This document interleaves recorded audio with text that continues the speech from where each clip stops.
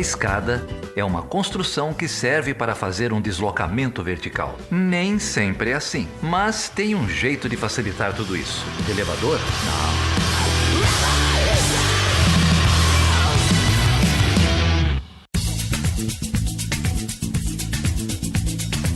Sejam bem-vindas e bem-vindos a mais um Chutando a Escada versão 2.1. Eu sou a Carol Pavese. E eu sou a Débora Prado. E é um prazer estar com vocês aqui neste ano novo que se inicia cheio de suspense, mas também com otimismo que a gente não vai poder abandonar, porque a gente ainda tá só em janeiro. Tem muita coisa para acontecer e na torcida aí para que várias frontes melhorem e que a gente chegue no final do ano melhor do que a gente chegou no ano passado. Tudo bem com você aí, Débora? Como foram essas férias e quais são suas expectativas para o novo ano? Tudo bem, eu espero e desejo, né, que 2021 seja um ano mais leve para todas e todos nós. Pelo menos a gente já tá preparado para um cenário pandêmico, né? Então as expectativas da gente já ficam bem mais para baixo do que considerando o começo de 2020. E a gente começou bem no programa, né? Com vários episódios legais. A gente teve um feedback muito bacana do episódio sobre gordofobia. Muita gente curtiu, muita gente também trouxe relatos pessoais de enfrentamento na luta, né? Contra o preconceito. Foi um programa que teve bastante repercussão. Fiquei muito honrada de participar e muito feliz com o resultado também do episódio. E aí nós tivemos também episódio também com o André, que foi ótimo, que é um super companheiro nosso no grupo de apoiadores do Chutando.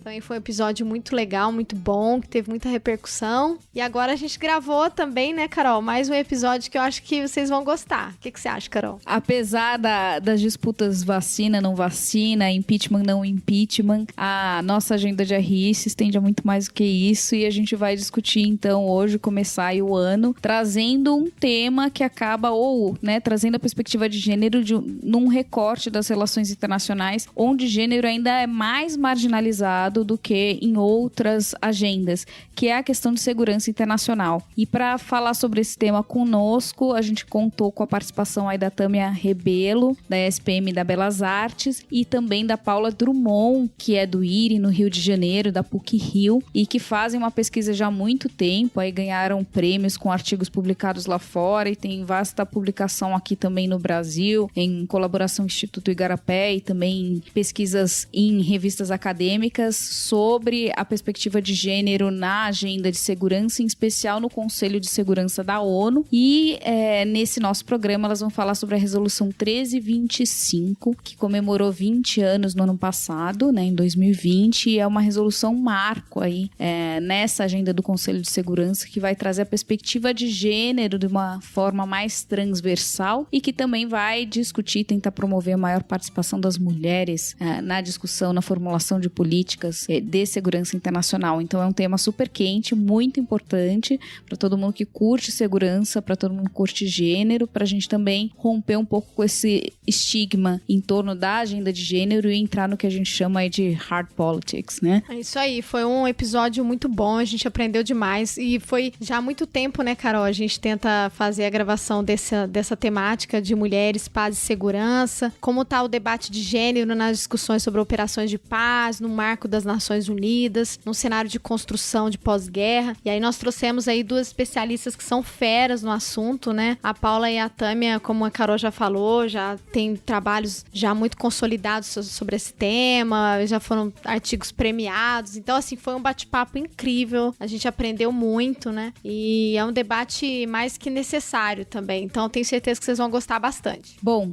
e se você amou esse episódio e todos os outros que a gente fez, não deixe de nos apoiar, né, de espalhar aí a notícia que o Chutando a Escada veio para ficar já há muito tempo e que a gente vai continuar firme e forte, mesmo contra o vento, com ou sem vacina nesse 2021. Então siga-nos nas nossas redes sociais todas, estamos em Face, Twitter, Instagram, é só procurar. Mande pra gente também sua mensagem, se você gostou desse episódio, se você tem sugestões, xingamentos, receita de bolo, manda manda pra gente nos nossos contatos. E também, se você puder, não esqueça de nos apoiar. Isso tem sido cada vez mais necessário pra gente continuar fazendo esse trabalho, que é um trabalho muito árduo, muito prazeroso, mas que exige muito, e que é um trabalho também que a gente faz de uma maneira completamente livre. A gente não tem vínculo institucional, nem filiação política, nem nada do programa. Então, a gente conta com nossas apoiadoras e apoiadores, pais e mães. Bom, então vamos dar o play aí, ouvir esse programa, e bem-vindas e bem-vindos a 2021. Que esse seja um ano muito bom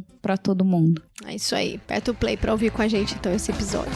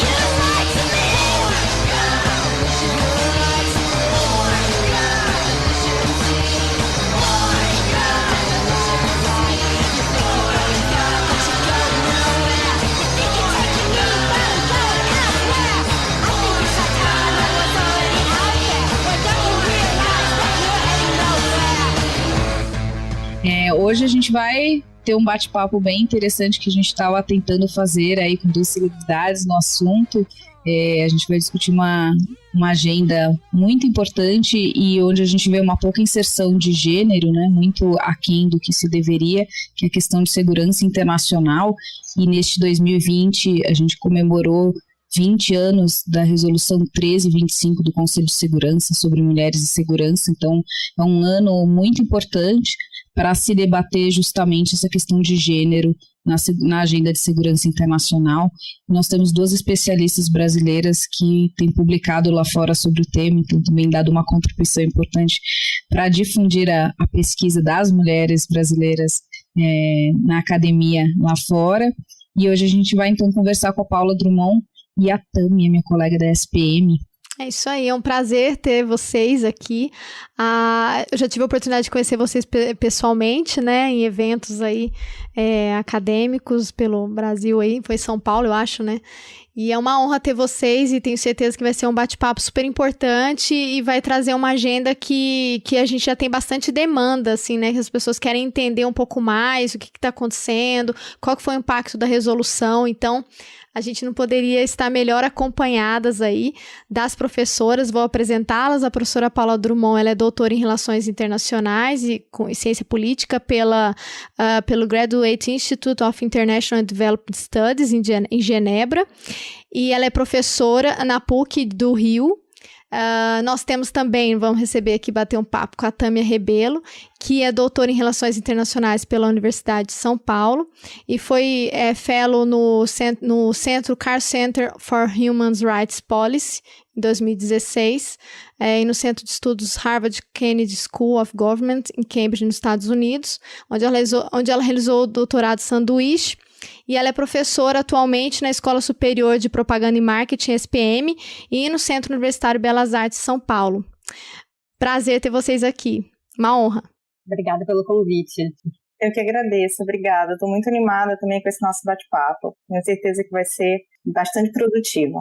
Bom, a gente falou aí já algumas vezes 1325, resolução. Então acho que a gente pode começar explicando para as nossas queridas ouvintes e os ouvintes também aqui presentes o que é essa resolução 1325, por que ela é tão importante. Bom, acho que eu posso começar falando. Então, a resolução 1325, ela foi aprovada pelo Conselho de Segurança das Nações Unidas em 31 de outubro de 2000 e ela, de forma inédita, entrelaçou questões de mulheres e gênero com a pauta de segurança internacional. Então, nos estudos e no mundo político, no mundo acadêmico e no mundo político, a gente costuma dizer que ela foi um divisor de águas no tratamento desse tipo de assunto, né, que eram assuntos considerados de baixa política, dentro da esfera aí institucional do Conselho de Segurança das Nações Unidas. Então, ela foi um documento, né, bastante celebrado e tem, na verdade, uma característica de ter sido produto dos esforços, não apenas de estados, não apenas, né, de países membros da ONU, mas reunindo aí também aportes e insights que vieram da ONU Mulheres naquele momento e da sociedade civil, o que foi, né, um elemento bastante intrigante para se pensar, né, no papel e no envolvimento aí de atores não estatais na produção de um texto que, né, se tornou tão emblemático assim da reunião ou do entrelaçamento de ideias, de pensamentos e princípios que levantam aí a categoria de análise de gênero como parte importante para se pensar em projetos e iniciativas de paz e segurança internacionais. Essa resolução tem alguns pontos interessantes que ela avança, né? Ela dá um passo importante, em primeiro lugar, no reconhecimento dos impactos que os conflitos armados têm na vida de mulheres e meninas, sobretudo, e também demanda a transversalização de perspectivas de gênero, né? Ou seja, a inclusão de abordagens sensíveis, né, a esses impactos de gênero e também a essas questões no desenho de políticas em todas as atividades relacionadas à paz e segurança. Né? Então, ela é uma agenda que pensa não só nos impactos dos conflitos, mas também na prevenção desses conflitos, né? Como é que você insere o gênero e as mulheres nesse processo, na proteção de mulheres e meninas também em relação a essas violências, e em sua participação em todas as esferas decisórias. Então, nesse momento, né, essas perspectivas, essa ideia, como a Tânia estava ressaltando, né, de segurança como uma dimensão neutra em termos de gênero, começa a ser deslocada, né? Para algumas autoras feministas, a Beth Reardon costuma dizer que a resolução 1325 é um marco, o segundo marco mais importante depois, né, da Declaração Universal dos Direitos Humanos, justamente pelas promessas e as perspectivas que ela tem para a política de paz, né, para como a paz é pensada, para como a paz pode ser teorizada. E é importante a gente destacar, né, como a Tânia estava falando, que esse é um produto da sociedade civil, né, as ideias, né, de grupos de mulheres, de organizações da sociedade civil, que em determinado momento estavam cada vez mais se encontrando e se congregando em espaços, em oportunidades políticas que se abriam na ONU, né, e começaram a se abrir na ONU, sobretudo a partir da década de 70, né, a gente tem a Conferência das Mulheres de 75, no México, depois a gente tem a Conferência de Beijing, em 95, e esses grupos estavam se articulando naquele momento.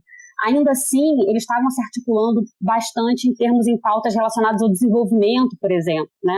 E elas começam a perceber que as discussões sobre conflitos armados, sobre segurança e sobre construção da paz de forma geral não estavam entrando naqueles espaços. E a partir disso elas começam a se articular para também conseguir entrar, né, na política do Conselho de Segurança e conseguir esse reconhecimento, né, e o resto é história. Bom, essa resolução ela foi aprovada por unanimidade, né, no Conselho. Quem que propôs, como que partiu a iniciativa da elaboração da resolução? Em termos, né, de prática do Conselho de Segurança, a gente consegue perceber, né, se a gente olha um pouquinho para a história do órgão, que países que não possuem um assento permanente geralmente querem, né, propor um tema que chame atenção. Então, esses países aí rotativos, digamos assim, eles costumam ir atrás de temáticas que, de alguma forma ou de outra, poderiam, né, marcar o tempo que eles passam nesse assento rotativo do Conselho de Segurança. E naquele momento a gente tem 2 países membros da ONU que são bem importantes para esse movimento acontecer, que no caso era Namíbia e Bangladesh. Acho que esses 2 países aí bem articulados com esse movimento aí que a Paula acabou de mencionar, que crescia nos bastidores ou, né, para além dos bastidores, nos fóruns sociais da ONU, esse movimento acaba, né, transbordando para dentro do Conselho de Segurança. Então há um processo aqui de spillover, né, de transbordamento daquelas discussões, das conversas formais e informais que vinham florescendo nesses outros espaços. E aí, Namíbia e Bangladesh, naquele momento, né, de assento rotativo no Conselho de Segurança, cada um, né, no seu determinado momento, acabam tomando para si a proposta de avançar essa ideia, de trazer um discurso, ou seja, um repertório bem mais específico do que já vinha acontecendo em outros espaços.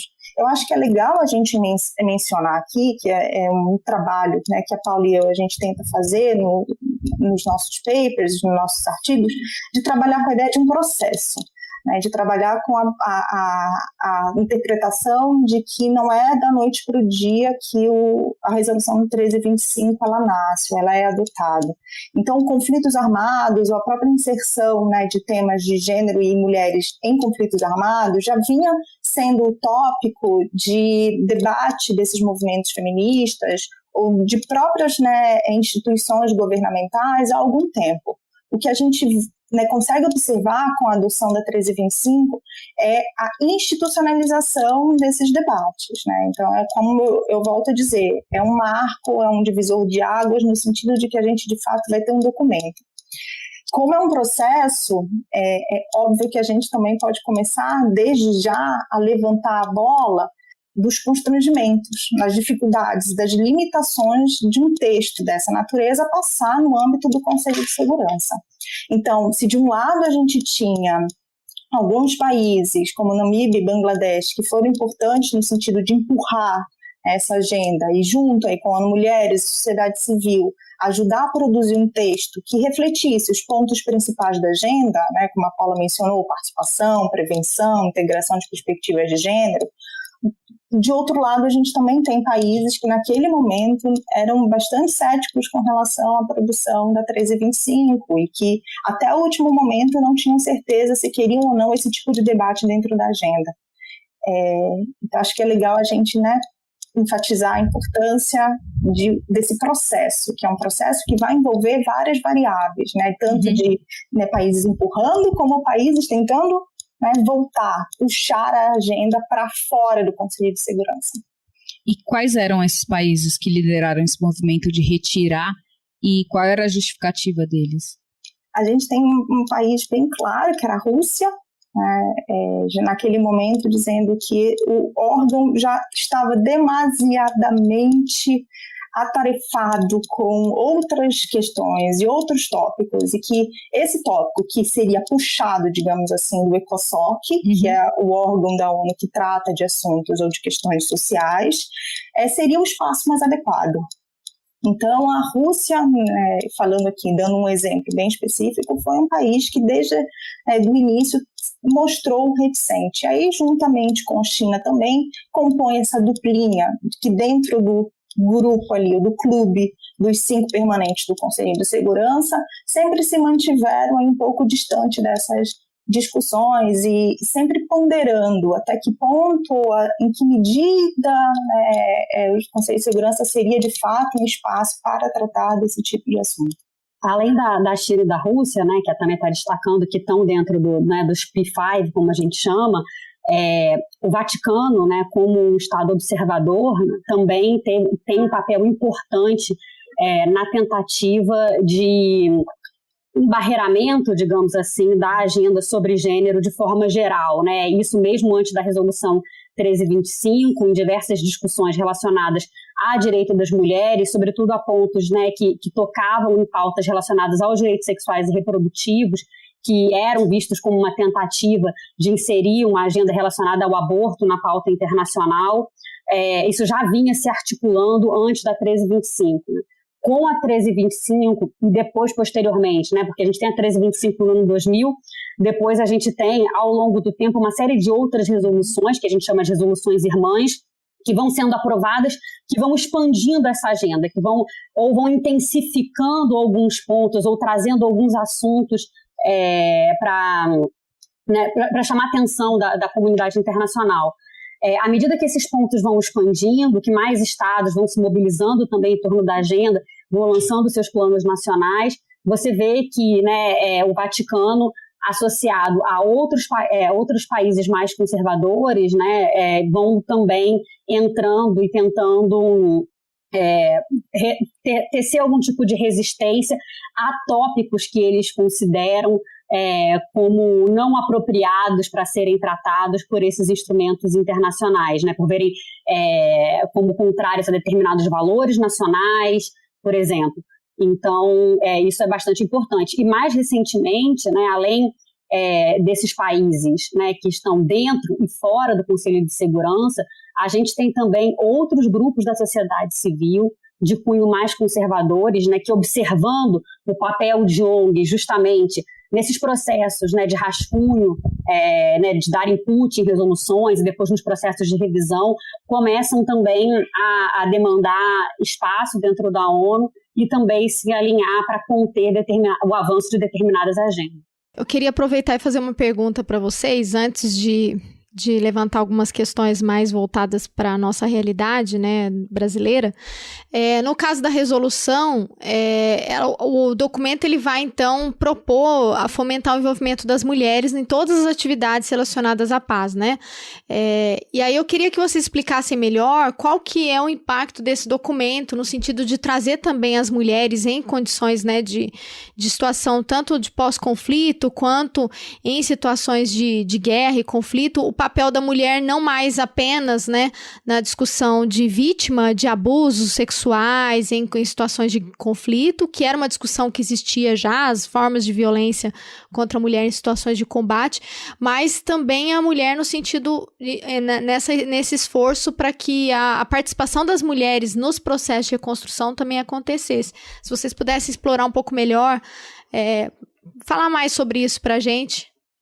Bom, de fato, Débora, você tem um ponto bem interessante, porque a literatura feminista enfatiza, né, ao tratar da 1325, bastante a ideia de que é um documento que aborda não apenas, né, essa imagem mais tradicional, mais estereotipada da mulher como vítima, né, como submissa, que precisa ser protegida, mas que também, de forma inédita, é um documento que traz à tona uma série de elementos para se pensar também como essa mulher pode ser agente de segurança, como ela pode ser uma agente da paz.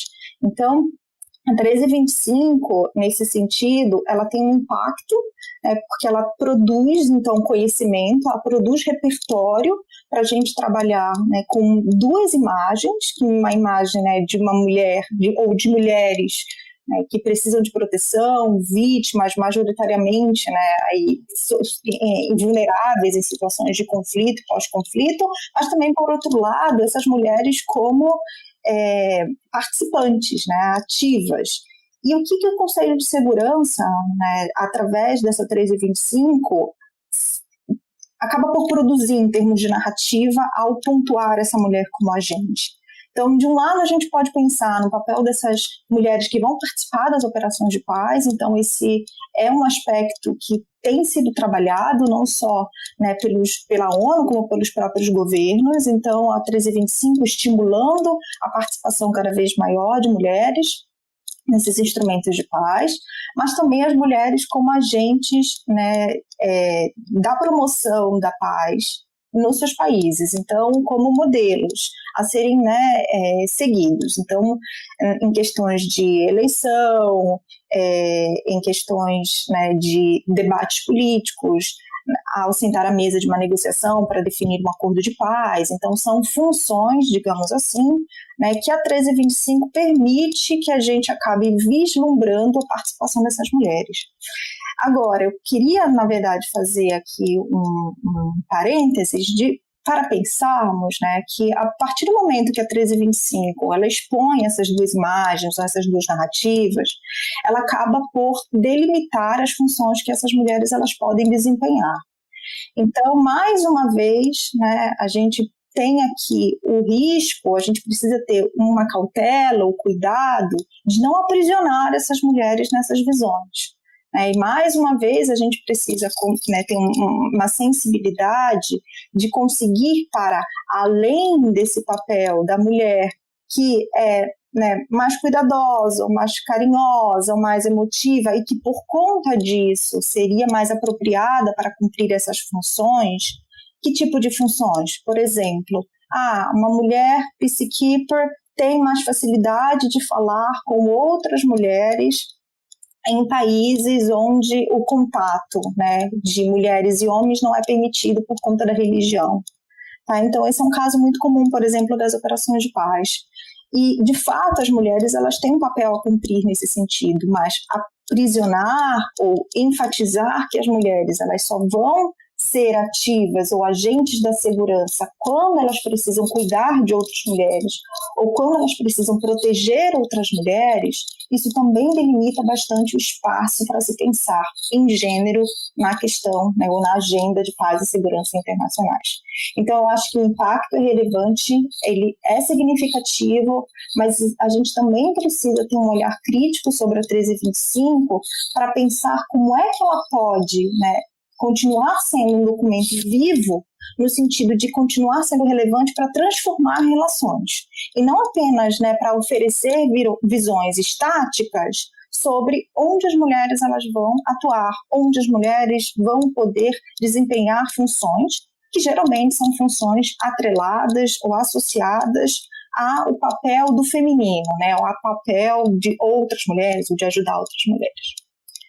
Você tocou em vários pontos importantes da resolução aí que eu acho que vale a gente desdobrar um pouco, né?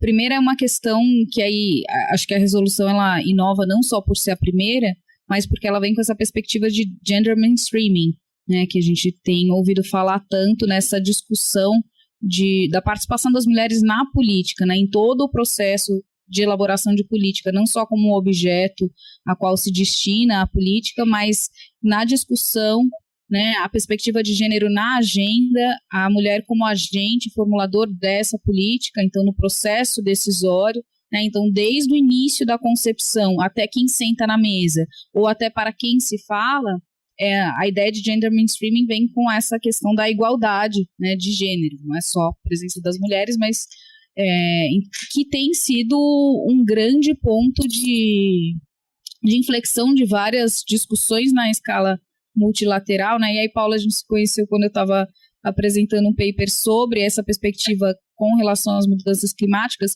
que tende a ser uma área mais blend aí, né? Então, mais de low politics, então onde a gente vê as mulheres teoricamente participando um pouco mais, né? Não é uma agenda segurança, assim, acho que é o último espaço que as mulheres vão conseguir ocupar com igualdade, né? Mas mesmo nessa questão de mudanças climáticas é muito subrepresentado, né? E quando a gente olha as resoluções, também sempre colocam as mulheres nesse papel de vítima, né? E nunca de agente, né? Então, eu acho que assim, acho que a resolução ela vem nessa linha de resgatar esse protagonismo. E ela vem muito antes do que a gente vê essa inserção em outras esferas, né? Até a discussão na questão de comércio é muito rasa, né? Então, é interessante isso, porque a gente está falando de uma agenda de hard politics, né? Ou high politics, de hard power mesmo, onde tem as grandes potências aí dominando, e você vê nessa agenda uma resolução que vai endereçar a questão do gender mainstreaming aparecendo antes do que a gente vê no comércio no âmbito da OMC, do que a gente vai ver no âmbito das COPs, né? Então, é curioso esse fato, né? Que não quer dizer que a gente tenha resolvido, né? Ao contrário, né? Então, a gente recai sobre o que a gente vê na política em geral, né? Você cria um instrumento formal, mas o que eu queria perguntar para vocês, primeiro, nessa perspectiva da participação das mulheres nos processos decisórios e na formulação, né? Acho que depois a gente comentar sobre as mulheres na segurança na prática, no dia a dia, né? Mas o que aconteceu de lá para cá nesse sentido? Que efeitos isso teve na prática? Sobre isso, eu acho que, por mais que a gente tenha conseguido, com a Resolução 1325, com a Agenda Mulheres, Paz e Segurança de modo geral, avançar bastante em questões de participação, né? A gente tem observado que, especialmente de alguns anos para cá, a questão do empoderamento das mulheres vem ganhando espaço nessa agenda. Concretamente, que a gente conseguiu avançar ainda é muito pouco, né? Se a gente pega, por exemplo, a porcentagem de mulheres que hoje estão ocupando seja grandes cargos nas Nações Unidas, mas também cargos de mediação internacional, por exemplo, né? Tem um estudo da ONU Mulheres que é replicado, né, todas as vezes que a gente fala sobre resolução de conflitos, né, mostrando que a gente tem como mulheres como mediadoras principais dos processos, como 2%, como signatárias 9%, como observadoras 11%, alguma coisa nesse sentido. Então, e mesmo quando a gente fala, né, das operações de paz, por exemplo, né, porque se tem um campo em que a questão da participação ganha grande evidência, né, para além da formulação de políticas, é justamente na participação das mulheres nas Forças Armadas, né, o que é um ponto de tensão, inclusive, com as organizações que atuaram na formulação da agenda.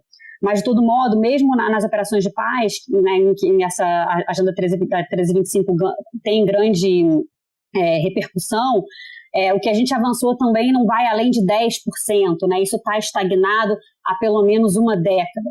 Então, ainda assim, por mais que a gente tenha conseguido avançar em alguns pontos, ou pelo menos avançar o debate em termos quantitativos, a gente ainda tem muita coisa, né, muito caminho para andar.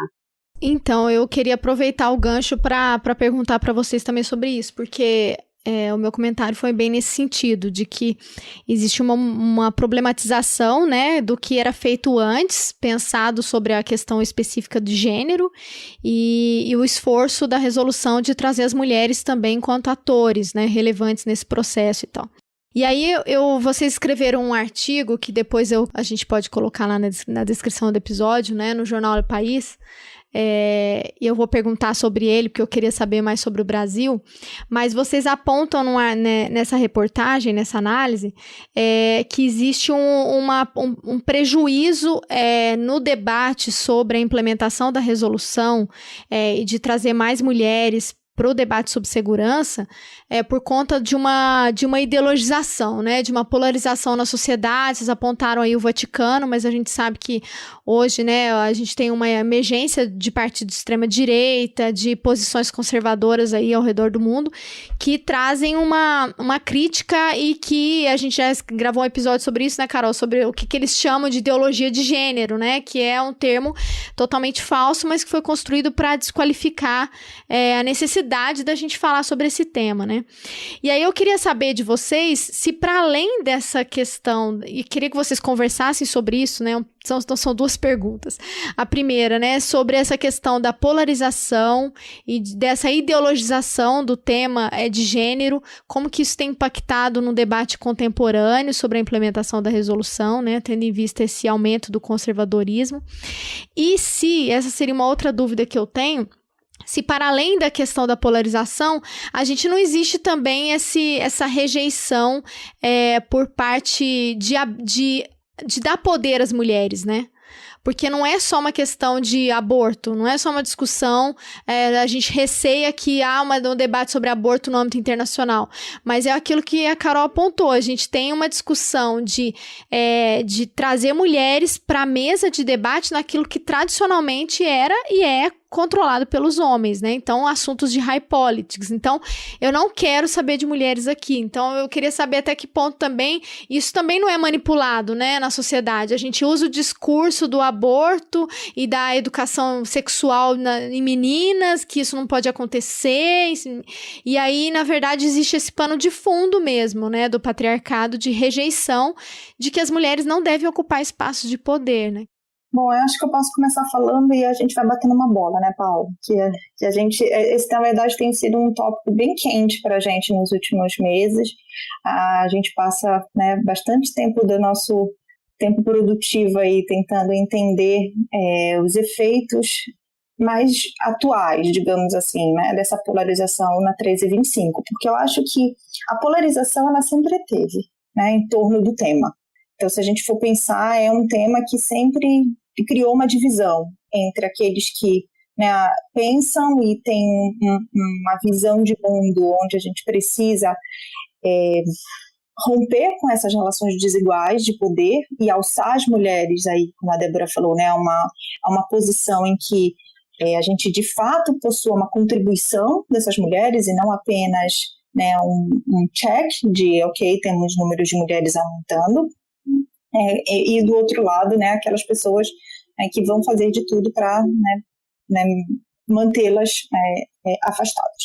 Então existe, eu acho que essa polarização desde sempre. O que a gente tem visto atualmente é essa polarização mais nítida, essa é a minha opinião pessoal, né? Acho que emergiu aí das profundezas algo que sempre esteve, mas que tem uma certa legitimidade agora e há um certo espaço onde esse tipo de discussão passou a frequentar, né, espaços midiáticos e espaços políticos de uma forma mais legítima. Então, o que a gente precisa agora é pensar de que maneira, né, essa polarização que tem um lastro de legitimidade, ela tem afetado esse tipo de discussão que trouxe a 1325. Eu só queria, antes de finalizar meu raciocínio sobre isso, lembrar que após a 1325, a gente teve uma série de resoluções irmãs, como a Paula mencionou. E grande parte dessas resoluções tratam sobre violência sexual. Então, houve um retrocesso muito grande em termos de evolução normativa, tá? Em termos de conteúdo, de formato de conteúdo, dentro desse escopo aí, desse guarda-chuva que a gente está trabalhando como mulheres, paz e segurança. Então, isso já mostra uma certa resistência, isso já mostra retrocessos. Então, é como se fosse um passo adiante, bastante, que foi a 1325, um documento bastante celebrado, como outros documentos que seguiram a 1325, publicados pelo Conselho de Segurança, quase que sinalizando para o mundo, dizendo, não, peraí, né? Talvez aquilo ali a gente tenha deixado escapar uma discussão e que a gente tem que agora retomar para o que o Conselho de Segurança deveria estar tratando, né, que é a violência sexual contra as mulheres em situações de conflito armado. Então, eu acho que a polarização, se a gente começa a pensar nela em perspectiva histórica, ela faz parte aí desse processo de avanço, né, de celebração e de contestação da 1325. Então, é um movimento, né, 1325, com todas as suas resoluções irmãs, que sempre precisou lidar com essas discussões do pertencimento ou não desse tipo de matéria dentro do Conselho de Segurança. Atualmente, né, qual é a minha perspectiva, a minha visão sobre o que a gente tem visto atualmente? Em alguns casos, a 1325 foi engavetada, juntamente aí com seus planos nacionais de ação, que acho que a gente pode também trabalhar um pouco nessa discussão, né, se vocês quiserem, que faz parte aí também dos projetos que Paulo e eu temos desenvolvido, mas o Plano Nacional de Ação, só para pontuar e contextualizar vocês, é o que os estados fazem em termos, né, de política nacional para responder a 1325. Então, a 1325 ela é um chamado, digamos assim, do Conselho de Segurança, e os estados eles precisam materializar a 1325 dentro do seu ordenamento doméstico. Como eles fazem isso? Através dos planos nacionais de ação, que é um pedido da ONU, é um pedido do secretário-geral, é um pedido do Conselho de Segurança. Então, em muitos casos, a 1325 e seus planos nacionais de ação, né, os planos nacionais de ação foram engavetados. Então, o país ele diz que ele possui a 1325, ele diz que ele tem uma discussão de gênero, mas isso não passa de retórica. A implementação ela não acontece na prática. A gente não tem mecanismos de monitoramento, a gente não tem transparência sobre o que está sendo discutido, não existe nenhum tipo, né, de plano, de planejamento para, de fato, essas políticas ou essas diretrizes que são enumeradas pelo Conselho de Segurança para que elas sejam, de fato, implementadas. Em outros casos, né, a gente pode pensar em países que têm utilizado isso, né, para distorcer a ideia de como eles estão trabalhando com essa matéria de gênero e segurança, ou mulheres e gênero, só que no final aí do dia a gente consegue observar uma leitura mais crítica, vai observar que isso não passa de uma tentativa de instrumentalizar o discurso, de instrumentalizar a gênero, né, para ela servir a propósitos de melhora de imagem, melhora de reputação nesse cenário internacional. Então, em resumo, né, tentando linkar aí todos os pontos que eu levantei, eu acho, Débora, que a polarização ela vai ter um impacto muito grande nesse tipo de discussão, a polarização atual, né, essa divisão atual, principalmente aqui que a gente está vendo no Brasil, ela vai ter um impacto significativo na essência da 1325 e como a gente discute a 1325 no Brasil. Já está tendo, no caso, né, a gente não tem muitos espaços para debater o assunto. E aí eu acho que eu vou deixar um pouco aqui, porque a Paula entra, né, com o que a gente tem concluído aí do momento atual. Eu acho que a Débora colocou na fala dela alguns pontos interessantes, né, sobre essa questão dessa possível reação, né, ao avanço das mulheres nos espaços públicos. Eu acho que essa é uma das possibilidades da gente, né, teorizar sobre esse fenômeno que vem acontecendo, da gente pensar, né, para alguns em termos de backlash, para Cynthia Enloe, as metamorfoses do patriarcado, né, ou seja, o patriarcado tem sempre uma forma de se reinventar, e colocar suas garras de fora quando alguns avanços estão acontecendo, né? Acho que essa é uma forma de ver esse avanço, de um lado, né? Mas como a Tâmia colocou também, essas organizações ou essas forças, né, sempre estiveram presentes e estão mais nítidas, mas além disso, eu colocaria de que, para além de mais nítidas, elas ganharam novos aliados, né? Há novos atores nesse cenário que não estavam antes, né, desse lado, né, ou que não se alinhavam com esse tipo de pensamento e que passam a ganhar espaço. Eu estava falando no início da minha fala sobre outras organizações da sociedade civil, né? Ou seja, a gente tem dentro da ONU hoje organizações da sociedade civil que se articulam justamente em torno de uma agenda mais conservadora, em torno de princípios religiosos, né, para propor uma contralinguagem ativamente em relação a alguns temas, né? E isso tem interferido. Bom, e além das outras organizações, a gente tem também outros estados, né, que antes podiam ser colocados como aliados da agenda Mulheres, Paz e Segurança, por mais que, né, de modo geral, essa agenda sempre foi muito mais forte na retórica do que na prática, mas ainda assim, aliados na retórica começam a se colocar como inimigos dessa agenda, né? Os próprios Estados Unidos, por exemplo, tiveram um papel central, né, na retração da linguagem de uma das últimas resoluções que a gente teve aprovada em 2019 sobre a questão da violência sexual em conflitos armados, como a Tâmia colocou, né? Então, os Estados Unidos ativamente ameaçaram a bloquear a resolução caso houvesse ali ainda resquícios de linguagem relacionados ao acesso a serviços médicos de vítimas de estupro em conflitos armados que pudessem remeter ao aborto, né? O Brasil, que é um país, né, que começou a se alinhar mais à agenda nos últimos anos com o Plano Nacional, também é um país que está, né, reconhecidamente agora se colocando ao lado da aliança de países, né, que não eram do nosso perfil diplomático alguns anos atrás. A gente está falando de um país que há anos atrás encabeçou a resolução para direitos LGBT, né, no âmbito dos direitos humanos, né, e a gente tem, em poucos anos, esse país se transformando, né, em outro perfil diplomático, fazendo discursos, né, que são completamente contrários a esses princípios multilaterais. Então, a gente tem também novos atores aí se alinhando a esse tipo de pensamento e, portanto, não só retraindo a linguagem dentro do Conselho de Segurança em si, mas também dentro dos seus próprios, dentro das suas próprias fronteiras, por meio desse engavetamento, né, que a Tâmia, da agenda que a Tâmia mencionou na fala dela. Você está ouvindo Chutando a Escada, um podcast de política internacional e divulgação científica em relações internacionais. Para apoiar este projeto, acesse chutandoaescada.com.br/apoio.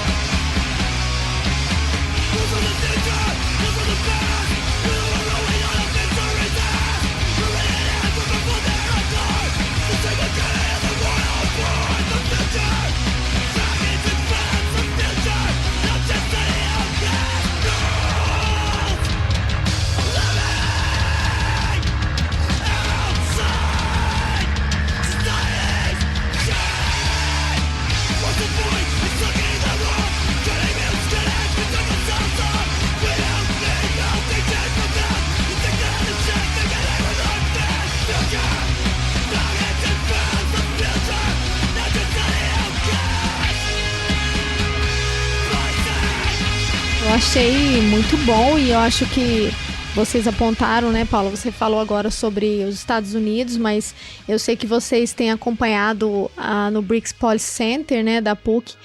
Você faz parte de uma pesquisa sobre o Sul Global, né, e vocês têm acompanhado a situação na região do Sul Global, e eu acho que o Brasil ocupou esse espaço, né? Eu queria perguntar para vocês em que pé que está a situação do Plano Nacional, porque vocês já tinham escrito o texto em 2018 já com um cenário bem ruim, né?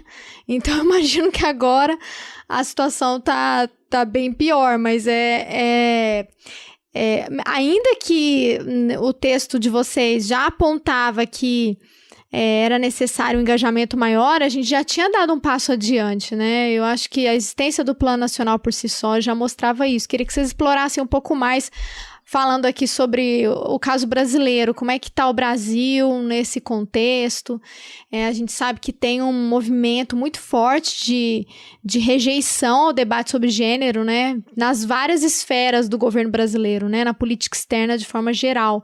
Mas queria que vocês falassem um pouquinho sobre isso com esse recorte para a questão da segurança. Débora, o Brasil simbolicamente adotou o seu Plano Nacional de Ação dia 8 de março de 2018. E era uma tentativa naquele momento, né, de mostrar ao mundo que o Brasil estava pronto para responder a esse chamado do Conselho de Segurança. Então esse é o discurso oficial, né? Esse é o discurso que aparece no PNA do Brasil, esse é o discurso que foi utilizado para fazer propaganda, né, da adoção e da publicação do Plano Nacional de Ação. Paula e eu temos uma pesquisa recente que justamente a gente tentou resgatar, né, as origens desse documento, né, e como foi o processo que levou o país a adotar o PNA. E o que a gente descobriu, que é um paper que vai ser publicado ano que vem, o que a gente descobriu é que, na verdade, o Plano Nacional de Ação ele é produto, né, dos esforços de indivíduos comprometidos com a causa dentro, né, das esferas governamentais e que tinham interesse em avançar essa agenda. Então, a princípio, né, e com base nessa conclusão inicial, a gente já pode começar a pensar na força desse documento normativo que tem, né, como seu principal propulsor, digamos assim, uma rede informal, uma coalizão informal de pessoas comprometidas com uma causa dentro de diferentes esferas governamentais. E por que eu chamo a atenção para isso? Porque as pessoas mudam de emprego, né? As pessoas rotacionam dentro das esferas governamentais. Então, se a gente tem uma política que é adotada né, independente dos esforços individuais, as chances são altíssimas desse documento não ter, né, a durabilidade ou a força, né, para a aplicabilidade desejada, justamente porque a gente tem uma variável que não pode ser controlada, né, que digamos assim, que são esses indivíduos que a gente chamou no artigo, né, de empreendedores de gênero, né, ou gender champions, também como a gente costuma falar nas nossas apresentações. Então, a gente tem um documento que a gente, né, também já escreveu sobre isso, que tem o seu ponto, vários pontos positivos, na verdade, né? Tem o lado de representar um avanço significativo para o Brasil, né, de se colocar aí junto a países que internacionalmente estão respondendo a esse chamado e que falam sobre questões de gênero e mulheres dentro da pauta de segurança, que novamente é um ponto que a gente está falando, né, nós quatro aqui, que há consenso, que é um espaço duro de entrada, difícil desse tipo de agenda, desse tipo de discussão. Então existe um avanço significativo, o Brasil precisa ser reconhecido por esse esforço, mas por outro lado, existem limites e desafios que são inerentes principalmente a forma como esse documento foi produzido. Que eu também, né, queria adicionar aqui, e aí depois eu deixo para a Paula falar mais do documento em si, o contexto, né, em que a gente teve o PNA sendo adotado, um contexto aí de mudanças políticas, né, um contexto de crise econômica e crise política, então isso também fortemente vai afetar, né, os pilares que vão sustentar, né, a ideia de um PNA forte, de um PNA que seja de fato possível de ser implementado. Eu acho que é interessante porque a história de aprovação e de elaboração do nosso PNA, ela é quase um microcosmo do que hoje a gente está observando no cenário internacional em termos de jogo de forças conservadoras de um lado, né, e a tentativa de grupos e atores e indivíduos de manter alguns poucos ganhos, né, em pé.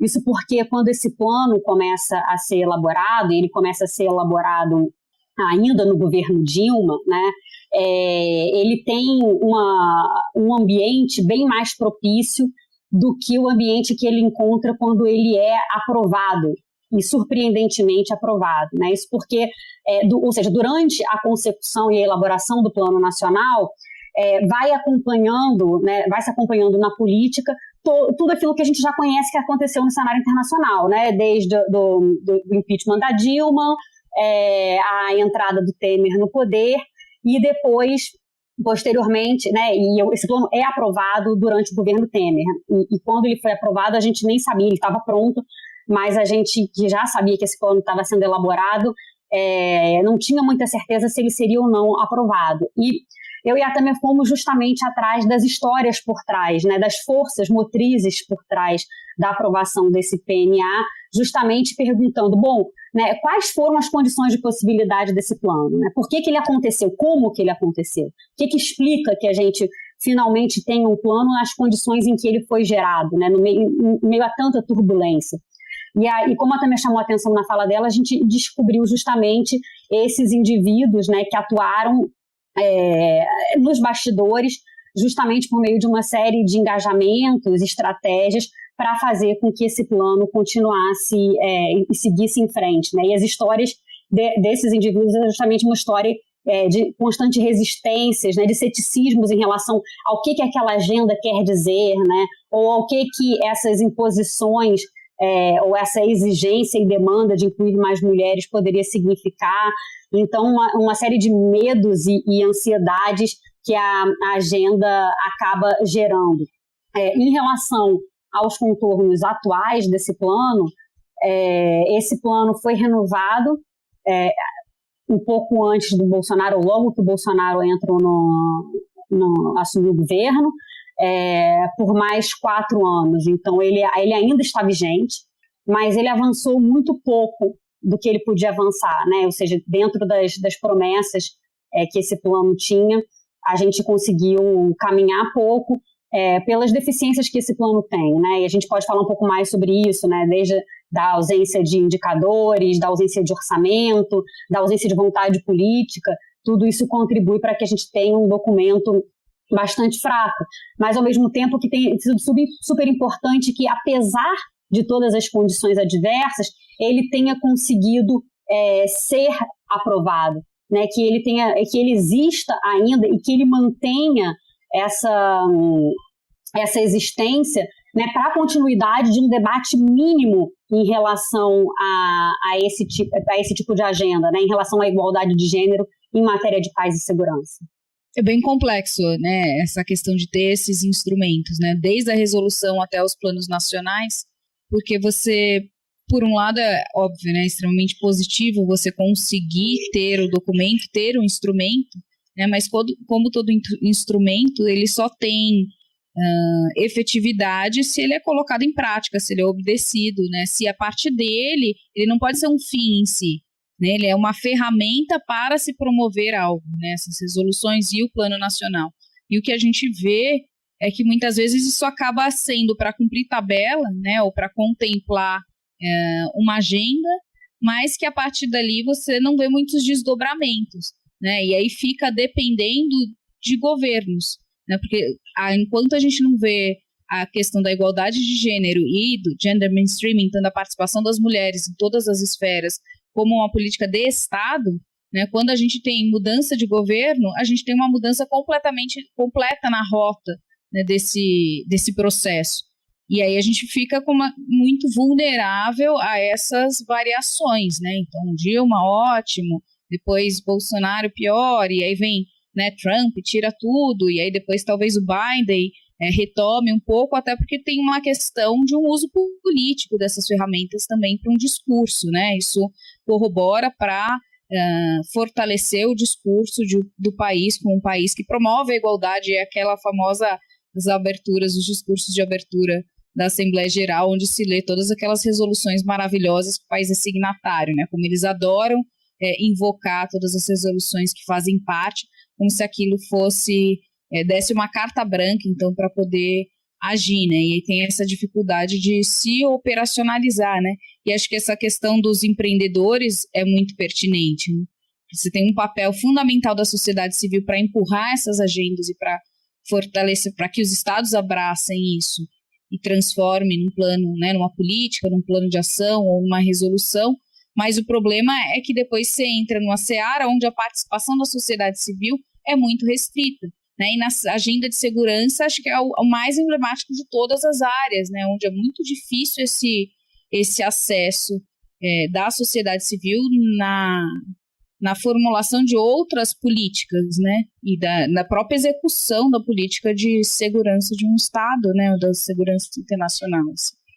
Então é bem complexo de ver isso se materializar, né, porque acho que tem a ver também com isso deveria ser reflexo de um engajamento e um comprometimento muito maior com a igualdade de gênero que a gente não vê, né, e aí ficam essas ações fragmentadas orbitando e a depender um pouco da sorte, né, de quem abraça ou não, ou de se conseguir, até porque como vocês colocaram muito bem, né, elas não estipulam metas, aliás, tem metas, mas não tem métricas, né, então se não tem dados quantitativos, qual é a participação ideal das mulheres, né, como que a gente vai verificar isso, como que se monitora, né, e também não se criam instrumentos, são vinculantes, porque são resoluções, mas, por outro lado, você também não tem nenhum instrumento de sanção, né? Então, ao contrário de outras resoluções, né? Então, tem resoluções e resoluções do Conselho de Segurança, né? Tem aquelas que os estados, uma resolução para a Coreia parar com, né, com a produção nuclear, ela vai ter um efeito muito maior, né? E vira do que uma resolução de igualdade de gênero, que acaba virando um instrumento mais político do que coercitivo, né? É isso, acho que tem resoluções que acabam ficando mais nessa ferramenta coercitiva. E enquanto isso não acontece, a gente tem as mulheres, e aí também como vítimas, né, mas por não participarem desse processo, também sendo muito vulneráveis à insegurança de várias formas, né, aliás, sendo o grupo mais vulnerável no sistema internacional a todos esses conflitos e numa agenda de segurança humana também ampliada, como grandes... Bom, quem é mais atingido e quem sofre mais o impacto, né? Acho que uma coisa positiva desse debate, e é isso que eu queria que vocês comentassem um pouco também, mas a gente vê uma mudança, principalmente quando a gente pensa naquela segurança mais clássica, né, relacionada a conflitos e guerras, mas uma interpretação também desses crimes contra as mulheres, não só como consequências, mas como armas de guerra, né? Acho que isso, porque a gente vê outras resoluções específicas que vão trabalhar, né, do estupro, por exemplo, como uma arma de guerra, né? E até recentemente era só uma casualidade, um efeito colateral, né? Collateral damage da guerra. Se vocês puderem elaborar essa questão, que eu acho que é interessante, porque é uma outra esfera que também é coberta pela 1325. Isso aí, Carol, eu acho que concordo com você, a 1325 ela abre um espaço discursivo para a gente repensar em conceitos clássicos, né, que são trabalhados aí como parte dessa linguagem mais rígida do conceito de segurança. E eu gostaria de nomear dois deles, que seria conflito e paz, né? Então a gente tem aqui uma abertura para a gente ressignificar, né, esses conceitos. Obviamente que é um processo, né, aí, de idas e vindas, né? A gente tem um conceito de segurança que é muito atrelado à ideia de conflito armado, remetendo toda essa perspectiva tradicional, né, de uso da força militar e de conflito como, né, tendo sua base aí o aspecto, né, militar, bélico. mas a 1325 ela vai conferir uma possibilidade de pensarmos também nas outras características, nas outras causas desses conflitos, né? Então, quando a gente fala de mulheres, das situações das mulheres nos conflitos armados, inevitavelmente a gente vai tocar em assuntos sociais, em assuntos econômicos, em assuntos, né, que vão trazer uma perspectiva mais humanitária, uma perspectiva de direitos humanos. Então, ao inserir esse tipo de debate dentro do espaço, né, do Conselho de Segurança, há uma abertura, querendo ou não, por parte, né, do Conselho de Segurança, a esse tipo de insights, a esse tipo de interpretação, né, de uma ideia de conflito armado como não sendo unicamente, né, conflito militar.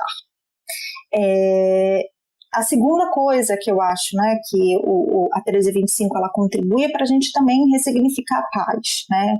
O que eu quero dizer com isso? Acho que durante muito tempo a gente trabalhou com a ideia de paz negativa, né? A ausência de, né, conflitos físicos, ou seja, a ausência de uma violência direta ou, né, a promoção de acordos. Então, a paz ela significaria basicamente, né, em termos bem gerais, representaria esses dois cenários, né? De um lado, essa ausência da violência direta ou o processo de firmar acordos. Quando a gente, né, insere a 1325 nessa roda de discussão, a gente começa então a também repensar e ressignificar o que seria paz, né? A gente precisa, né, aí nesse contexto, começar a pensar numa questão de multidimensionalidade, que eu acho que é um conceito que a gente trabalha também bastante nos nossos materiais. É a ideia de você não, né, restringir, né, o olhar unicamente à violência direta, mas também a outras questões, né? E aí, fazendo referência ao Galtung, aqui aí dos estudos da paz, não só a violência direta, como a violência estrutural, como a violência cultural. E trabalhar, então, com a ideia de paz para se pensar, né, nessas diferentes nuances aí da violência. Então, acho que a 1325, ela vai fazer parte, obviamente, desse processo de segurança humana, né, que está acontecendo aí no Conselho de Segurança, que veio aí nos anos 90 e ganha força, talvez, acho que mais significativa aí nos anos 2000, né, junto aí com expressões de segurança humana, responsabilidade de proteger, sustaining peace, né, que são discussões que estão correndo, né, estão navegando, digamos assim, pelos corredores das Nações Unidas, e é nesse momento, é nesse contexto aí discursivo que a 1325 se situa. Então, ela vai, né, ela vai ajudar, né, a estimular esses debates, ela vai, né, promover novas ideias, novos insights, e ela também vai receber, né, digamos assim, os efeitos desses outros debates que estão acontecendo nos corredores da ONU. A questão da violência sexual, ela ganha também muito destaque nas resoluções irmãs, né? Ou seja, depois que a 1325 foi aprovada, a segunda resolução que é aprovada 8 anos depois, a 1820, é reconhecida como a resolução que discursivamente reconhece essa nomenclatura do estupro como arma de guerra, né, algo que já vinha, né, rondando as discussões sobre gênero e violência nos conflitos armados, enfim, desde a Iugoslávia, Ruanda, que ganham uma grande proeminência também com as discussões sobre o Congo. Então, com a aprovação da Resolução 1820, o que a gente percebe é que, né, as análises de conteúdo das resoluções de mulheres, paz e segurança acabam mostrando que a discussão sobre violência sexual acabou dominando em grande parte o imaginário sobre a agenda, né?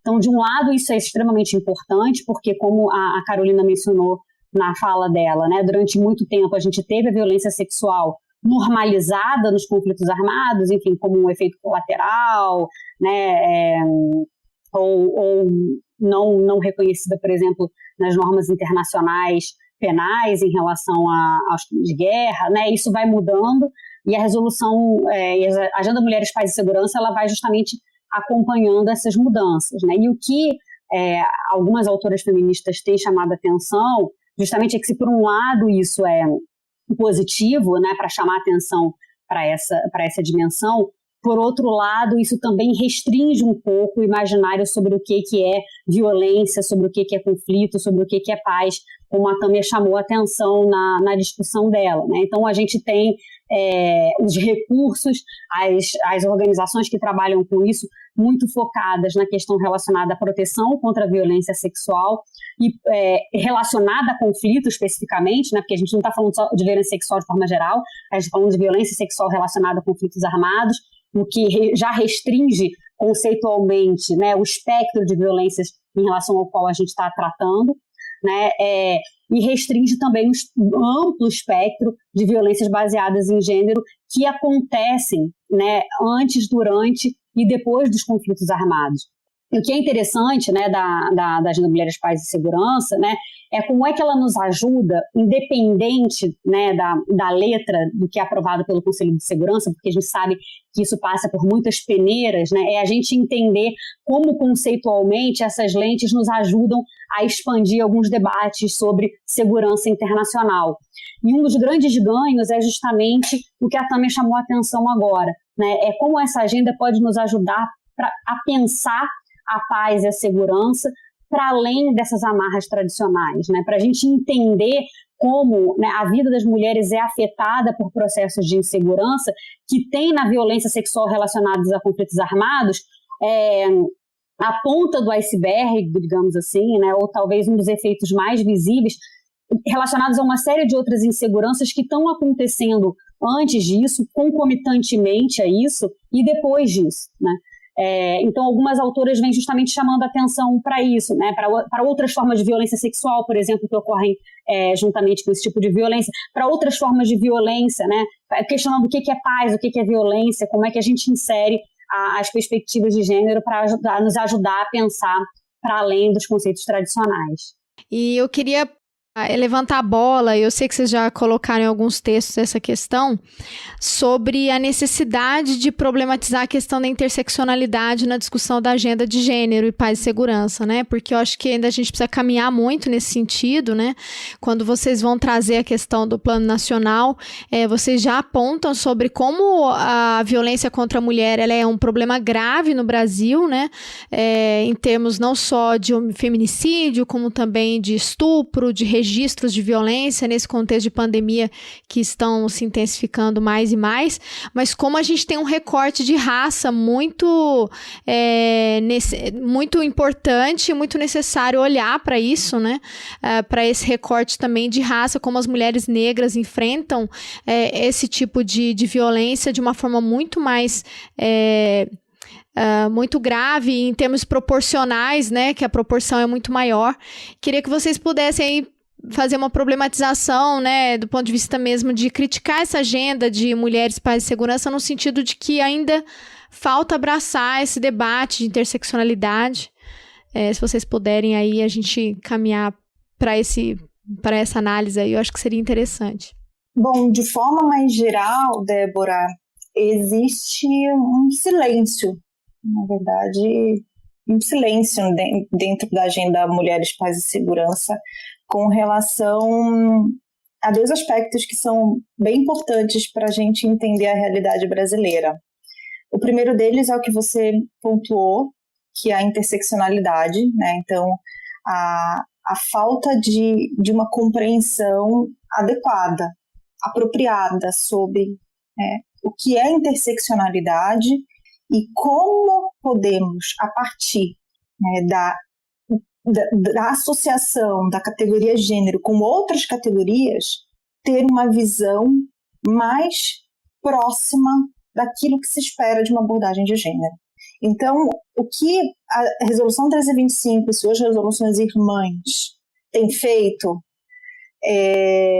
talvez possa ser explicado de duas formas.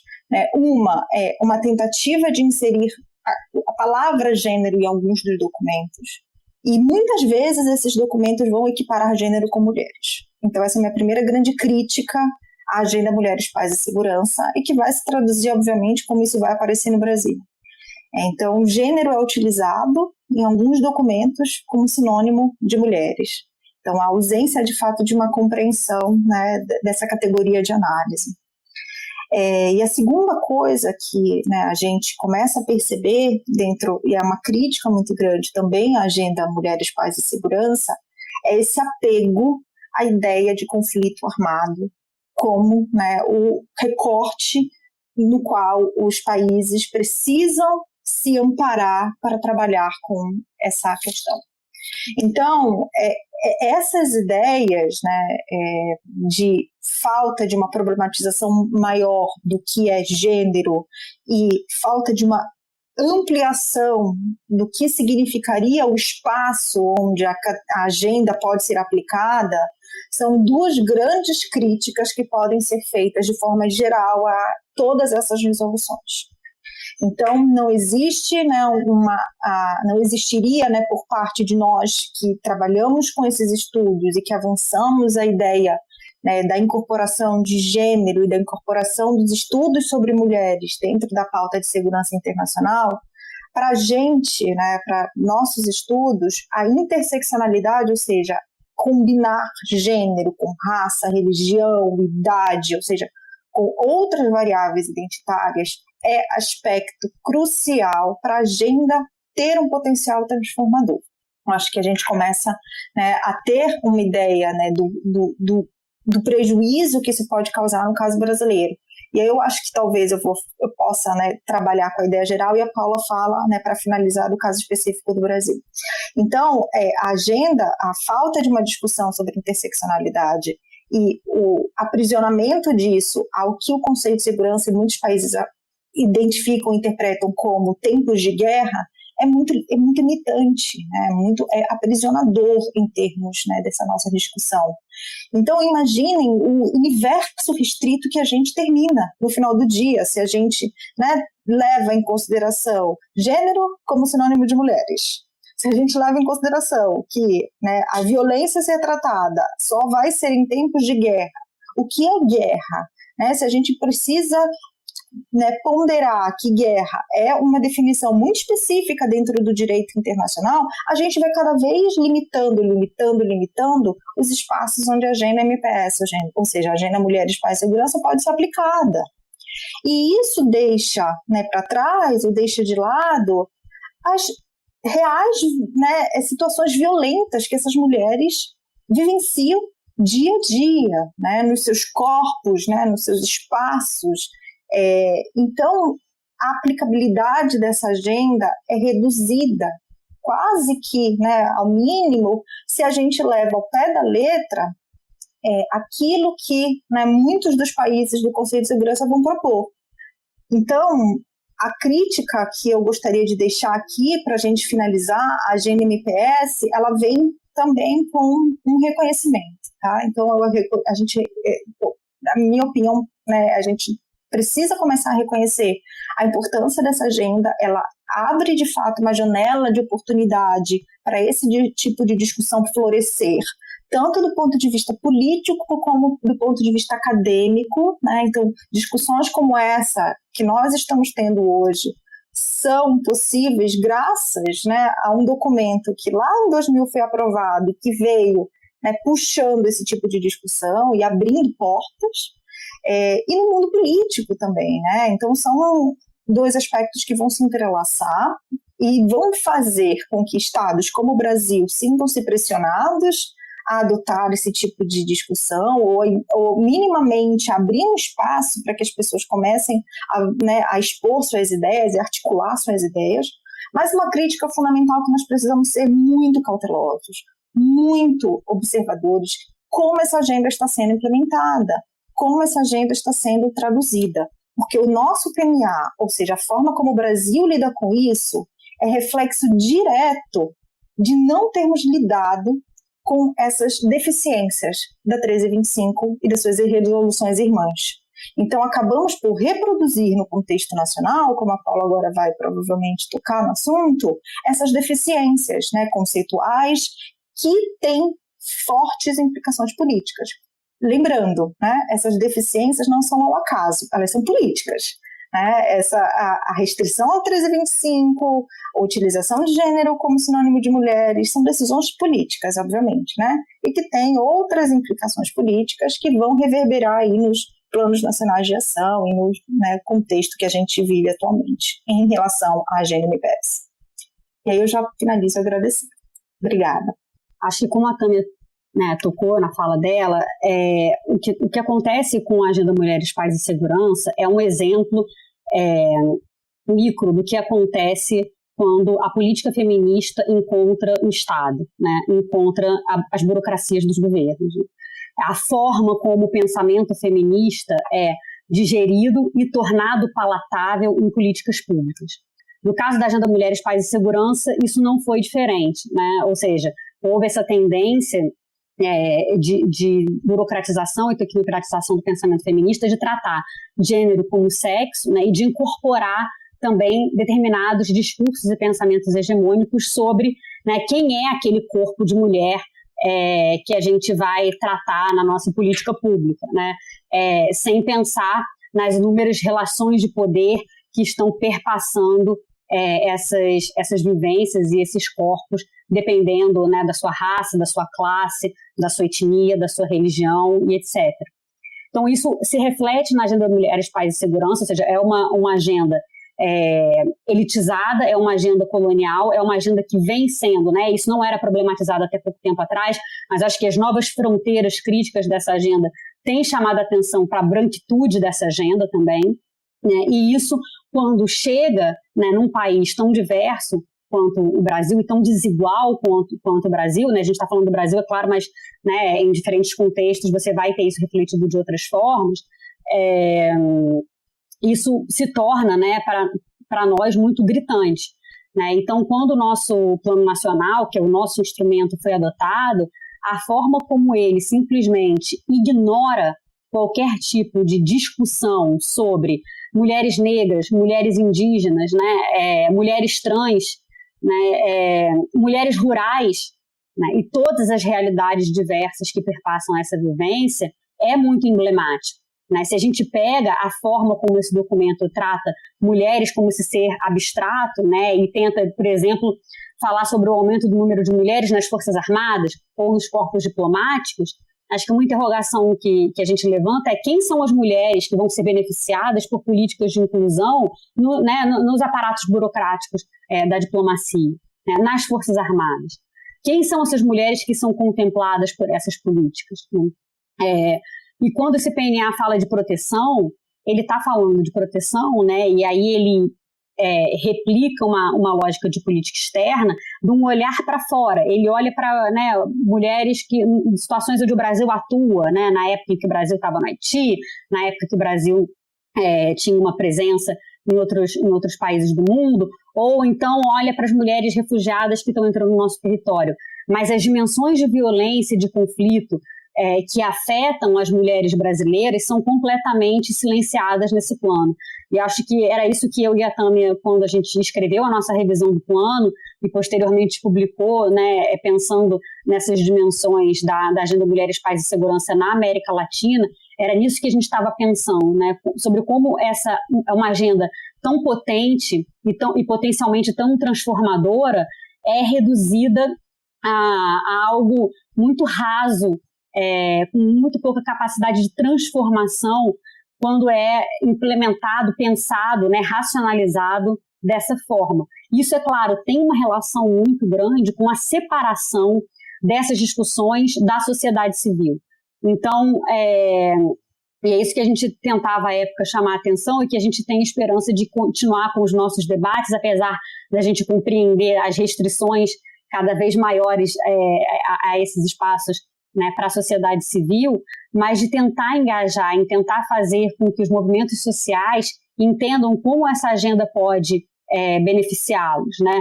E quando a gente falava sobre isso, a gente, né, ganhava muitos questionamentos sobre, mas não é uma situação de conflito armado tradicional, mas como é que isso se aplica a esses contextos, né? E a gente, para nossa surpresa, recentemente, nas discussões sobre os 20 anos da 1325, nos painéis, né, nos vários painéis de experts, mas sobretudo em um painel da rede de experts da Agenda Mulheres, Paz e Segurança, a gente viu vários estados chamando atenção para essas questões não tradicionais de violência armada, né, para questões relacionadas as mulheres indígenas que alguns estados começam a reconhecer, por exemplo. Então, existe um espaço na agenda para tratar disso.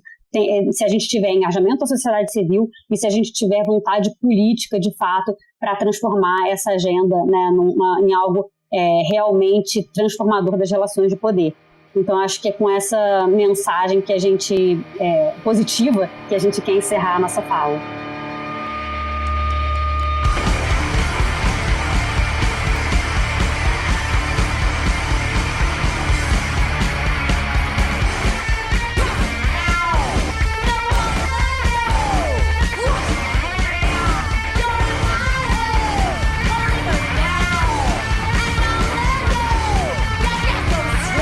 Eu quero agradecer, gente. Foi um bate-papo muito importante.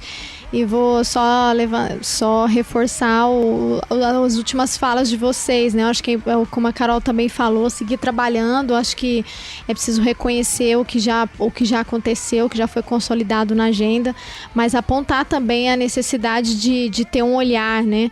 E aquilo que você também apontou, Paulo, acho que faz todo sentido, né? Essa questão de como essa agenda é incorporada pelas instituições, né, que a gente sabe que são majoritariamente controladas, né, governadas por homens, e aí a gente tem também todas as limitações que essa agenda tem, que ela vai trazer no momento em que se transforma isso, né, em políticas públicas, como que isso vai se transformar para uma agenda, em resoluções.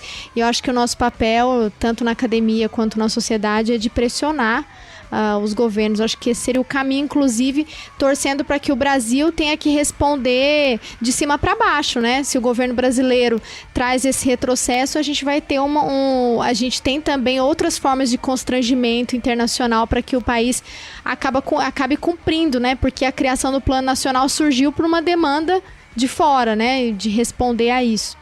E também gostei muito da sua fala também, quando você coloca sobre a questão de delimitar também o que é a violência contra a mulher, que isso está restrito em espaço de conflito, porque para mim, assim, se a gente olha os dados, a gente vive uma guerra no Brasil, né? Então por que não problematizar isso aqui? Parece que a gente está falando de coisas que acontecem em outros lugares do mundo, né? Onde tem guerra. O que acontece no Rio de Janeiro, né? O que acontece com as mulheres que estão ali? Então, acho essa agenda, assim, fundamental, importantíssima.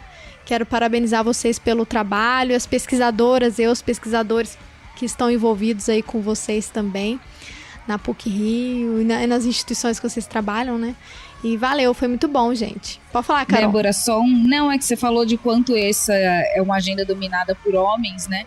Mas e quanto essa é uma agenda também de pesquisa dominada por homens, né? Então, elas ainda têm mais esse mérito aí, já que a gente está bajulando bastante elas, mas de desbravar, né, na academia, que já é um exercício complicado, e entrar na pesquisa, né, e se persistir, mas de entrar numa agenda de pesquisa, que é uma agenda ainda com uma presença masculina, tendem a não querer largar o osso também, e nem a reconhecer o mérito de tantas mulheres que têm feito os trabalhos muito importantes dentro dessa área, né? Então, vocês ainda enfrentam um machismo estrutural, certamente, dentro dessa agenda, né? Como nós enfrentamos na academia, que deve se estender ainda mais nessas áreas, né? Porque tem as caixinhas que as mulheres podem ocupar dentro da academia, e vocês saíram delas, então parabéns por desbravar também e mostrar a presença feminina aí nessa agenda.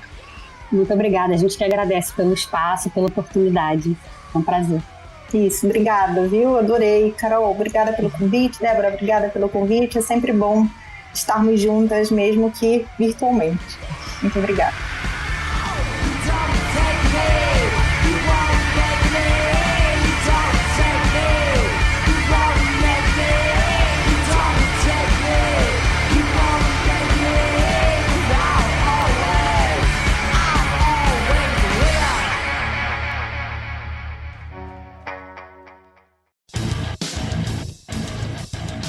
Você acabou de ouvir mais um episódio do Chutando a Escada. Para apoiar, acesse chutandoaescada.com.br/apoio.